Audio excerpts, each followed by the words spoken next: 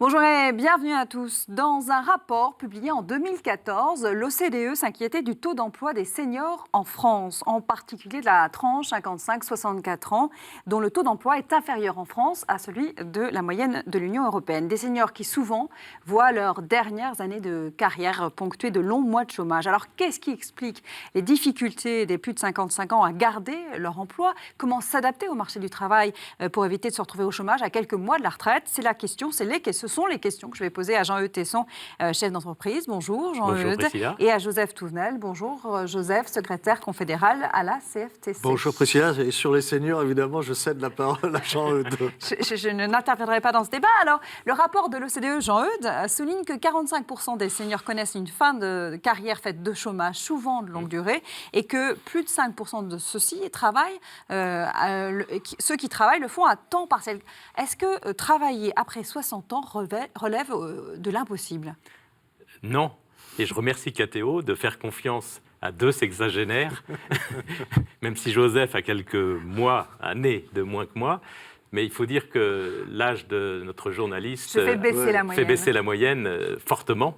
Merci, Jean-Yves. Voilà. Donc, non, mais plus sérieusement, après 60 mais oui, ans, c'est possible. Mais moi, je me sens personnellement, je peux témoigner de ce que je vis. Je me sens en pleine possession de mes moyens. Je vais néanmoins prendre ma retraite dans 2 ans parce que je pense qu'il faut laisser la place aux autres générations. Mais il ne faut pas généraliser, c'est-à-dire apprécier la situation des autres à sa propre situation. J'ai la chance d'avoir un travail qui m'épanouit, dans lequel je m'organise seul. J'ai des contraintes certainement, mais j'ai fait cette expérience et aujourd'hui, encore plus qu'il y a qu'autrefois, je peux dire qu'il peut y avoir de la place pour les seniors. J'ai une fille qui travaille avec moi, qui est rentrée il y a 10 ans, qui était appelée à être DAF, finalement elle va prendre ma suite. Mais à ce moment-là, j'avais besoin d'un directeur financier. Et si je recrutais, j'aurais recruté, comme tout le monde, un directeur financier aux alentours de 45 ans.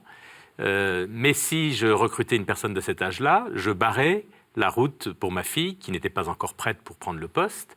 Et j'ai décidé de recruter un senior qui aurait la double mission, un, d'assurer la fonction, et l'autre, d'accompagner ma fille, de la former jusqu'à ce qu'elle soit opérationnelle. Je ne sais pas, ça s'est fait comme ça, mais aujourd'hui, je m'en félicite parce que ça s'est bien passé et la personne est restée finalement pratiquement 10 ans. Voilà, donc c'est possible, au contraire. Et ça a des avantages. Et ça a des avantages parce que cette fonction de tutorat, de référent, elle peut être mieux reconnue, amplifiée. Alors, dans un monde qui bouge vite, c'est peut-être plus difficile en termes de connaissances, de compétences, mais en tout cas, c'est possible. Moi, j'aimerais, Joseph, que vous nous apportiez votre éclairage, votre regard de syndicaliste. Comment expliquer qu'en France, les chiffres soient moins bons dans l'ensemble de l'Union européenne? Déjà, ça, c'est le premier constat. Effectivement, les chiffres sont beaucoup moins bons en France, c'est-à-dire qu'on a beaucoup plus de chômeurs seniors et de longue durée et de très longue durée que dans les autres pays. Alors, il y a plusieurs causes. La première, à mon sens, la principale, c'est une espèce de mode de jeunisme qui fait que dans un certain nombre d'entreprises, ça touche toutes les entreprises, entre guillemets, plutôt les plus grandes et les plus grosses. À partir de 50 ans, il y a même des statistiques qui nous disent que c'est 52 ans. Et alors là, à partir de 52 ans, c'est souvent hop dehors. Pour des raisons qui sont financières, parce qu'on considère que vous êtes arrivé à un seuil de salaire qui fait que si on embauche un jeune, on va faire des économies. C'est parce qu'il y a aussi des générations plus jeunes qui prennent des postes à responsabilité et en fait qui sont gênés d'avoir des plus anciens, des seniors, etc. Parce que voilà, il y a cette hiérarchie de l'âge qui joue énormément dans certains pays. Oui. Le Japon, la hiérarchie de l'âge est essentielle. Nous, c'est pas comme ça, mais il y a des gens qui le vivent mal quand même. D'être jeune et d'avoir sous ses ordres des personnes plus âgées que soi. Oui. Parce que plus âgés, ils vont avoir plus d'expérience, ils vont peut-être être moins manipulables. Alors, on peut en faire un inconvénient, mais on peut en faire des atouts. Et puis, il y a aussi des métiers où, évidemment, franchement, aller marcher en équilibre sur des poutrelles en portant des sacs de sable, c'est plus facile à 35 ans qu'à 60 ans. Donc, dans le bâtiment, par exemple, on voit très bien qu'il y a des limitages physiques. Et Jean-Eudes l'évoquait, il y a aussi l'intérêt du travail. je peux être lassé de mon travail, je peux en avoir assez parce que je suis mal considéré, parce qu'il y a une routine, et à la fois j'ai envie de travailler, mais plus où je suis. Ça touche les compagnies d'assurance, les banques, je vois très bien, un certain nombre de personnes qui sont des professionnels qui ont envie de travailler, mais qui, à un moment donné, quand on leur ouvre la porte, ils y vont parce que ils en ont assez. Statistiquement, en tout cas, il y a eu une explosion, puisque en 10 ans, le chômage des plus de 55 ans a augmenté de plus de 179%. Donc ça, c'est quand même très, très inquiétant. Hein. C'est des chiffres inquiétants, c'est des chiffres qui vous étonnent, vous, Jean-Eudes? Alors, que je n'admets pas. Oui. Mais qui ne m'étonne pas forcément. Oui, j'ai une explication, parce que, en fait, ça touche plus les cadres que les non-cadres. Et les cadres, alors on va dire les managers, se sont heurtés à une difficulté dans leur management ces dernières années. C'est l'avènement de la génération Y, qui n'est pas simple à manager, puisqu'en fait, il y a beaucoup d'attentes de cette génération Y, qui aujourd'hui approche des 40 ans, mais qui a besoin de donner du sens, qui rejette l'autorité, la hiérarchie, si elle n'est pas légitime et exemplaire. Et là, ils sont extrêmement difficiles. Et puis, pendant très longtemps, le pouvoir, on le détenait de l'information qu'on détenait, qu'on était en capacité de transmettre. C'était ça, la détention du pouvoir. Et puis, avec les nouvelles technologies, les circuits rapides de transfert d'informations, les managers se sont trouvés sans ce pouvoir qu'ils avaient, et du coup, sans même, pour certains, la légitimité. Et il a fallu, certains se sont adaptés à ces nouvelles façons de manager, d'autres n'ont pas réussi à le faire et se sont retrouvés disqualifiés. Et il appartient peut-être à l'entreprise de les accompagner dans la transformation de leur management, mais en tout cas, pour beaucoup, ça n'a pas été fait. Et je pense que c'est une raison importante. Et ce n'est pas seulement lié à l'âge, c'est lié à l'incapacité de certains d'avoir un management moderne, conforme aux attentes des plus jeunes salariés. Justement, c'est un enjeu pour les entreprises qui souhaitent accompagner leurs salariés tout au long de leur carrière et éviter de s'en séparer. Elles existent, ces entreprises. Comment est-ce qu'on peut adapter ces générations qui vieillissent, qui ont moins de souplesse par rapport aux nouvelles technologies, peut-être, ce n'est pas systématiquement lié à l'âge, mais comment est-ce qu'on peut les adapter, et les aider à s'adapter aux nouveaux outils, à la nouvelle technologie, à la numérisation Il y a évidemment la formation tout au long de la vie, il y a la mise à disposition. On voit très bien dans un certain nombre d'entreprises où la formation est ciblée sur, pas forcément les plus jeunes, mais sur des jeunes qui sont estimés à potentiel. Évidemment, passé un certain âge, on va se dire le potentiel, c'est pour 5-6 ans, on ne va pas investir. Donc ils sont laissés en dehors des vrais plans de formation. Et donc, petit à petit, la technologie arrive. Alors là, il y a un effort à faire.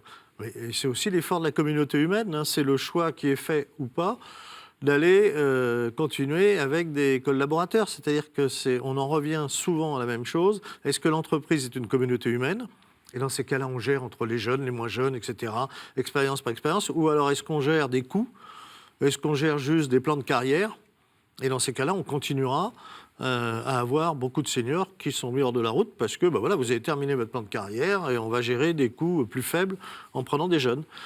Ça, c'est un état d'esprit d'abord. Alors après, on peut mettre en place des dispositifs, ça existe déjà, c'est pas assez connu, à mon sens pas assez utilisé, qui sont les dispositifs de retraite progressive. Alors, autant ces dispositifs existent, sans doute faut-il les améliorer, mais sont peu utilisés, mais en fait, il y a un dispositif qui existe aussi, et vous l'avez évoqué, c'est que beaucoup des seniors qui travaillent sont à temps partiel.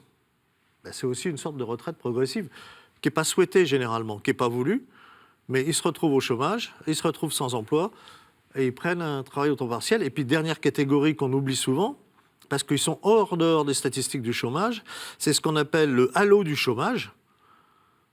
Mais ce sont des gens qui ne sont pas en retraite parce qu'ils n'ont pas encore des droits pour avoir leur retraite, qui sont dehors des dispositifs de chômage parce qu'ils n'ont pas le droit au chômage, ils ont dépassé, il y a des tas de raisons. Et ils sont assez nombreux, et c'est dans les catégories les plus pauvres. C'est 41,3% des 50-69 ans qui sont dans ce halo du chômage sont sous le seuil de pauvreté. Alors que sous le seuil de pauvreté, on va retrouver que 5,3% des retraités. On va en venir à qu'est-ce qu'on peut faire quand on est senior pour justement garder son emploi ou en retrouver un. Et qu'est-ce qu'il faut faire comme effort? On a entendu ce que les entreprises devaient faire et notamment accompagner ces salariés qui vieillissent tout le long de leur carrière en termes de formation professionnelle et autres, et adaptation aux outils et puis aux contraintes physiques. Joseph en parlait. Mais qu'est-ce que nous, seniors, qu'est-ce que vous, seniors, pouvez donner comme conseil à vos pairs? Mais je pense qu'il faut être, à partir d'un certain âge, en alerte permanente sur l'adéquation entre son comportement au travail et les besoins. Se dire, finalement, les choses bougeant très vite, je ne dois pas rester sur mes acquis et je dois me remettre en question pour m'adapter aux changements de la société, de mon entreprise, des produits, etc. Ça, c'est un effort à faire, c'est-à-dire sortir d'une zone de confort pour rentrer dans une zone de mouvement. Mais il y a aussi, et c'est probablement plus difficile, ceux qui sont déjà hors du monde du travail, c'est-à-dire qui ont été licenciés. Et comment retrouver du travail quand on a 56 ans? Et là, autant une entreprise doit faire l'effort de garder ses seniors en les accompagnant aussi dans cette évolution. Parce qu'ils représentent un atout pour l'entreprise, Ouais, vous l'avez dit en début d'émission. Mais quand vous êtes chef d'entreprise, on vous propose pour un même poste quelqu'un de 57 ans et quelqu'un de 35 ans, faut avoir un vrai engagement pour choisir celui qui a 57 ans, trouver des bonnes raisons. Et c'est ça la difficulté. C'est quoi les bonnes raisons? On a 30 secondes. La bonne raison, c'est comment employer différemment. Cette personne-là, elle est là pour 4 ans, 5 ans. Qu'est-ce que je vais attendre d'elle de plus que ce que je vais attendre de celui qui a 35 ans? Et essayer de valoriser ce que j'en attends le plus, ce qui peut m'apporter le plus, et ça peut conduire à une décision. Il faut avoir conscience que tout ça nous coûte très cher, parce que la Cour des comptes estime que ça nous revient à plus de 1,5 milliard par an. Le fait d'avoir des seniors qui ne sont pas à la retraite, mais qui sont sans travail, via les aides sociales dont ils bénéficient. Donc là, il y a quand même une masse financière comme la population française en clair, il faut des incitations. Il faut inciter les entreprises et puis il faut que les seniors, eux aussi, se prennent en main. Jean-Eudes, je crois que vous avez une suggestion de livre pour poursuivre la réflexion un petit peu plus loin. Oui, alors ce n'est pas lié au travail, mais c'est un livre qui s'appelle « Une vie pour se mettre au monde » de Marie de Henzel et de Bertrand Vergely, et qui parle... Philosophe j'explique que toute notre vie, on est en permanente naissance, et qu'un senior au travail, il peut être en naissance professionnelle. Merci à vous. Bonne lecture à ceux qui le souhaitent. Merci à vous également de nous avoir suivis. Je vous dis à la semaine prochaine.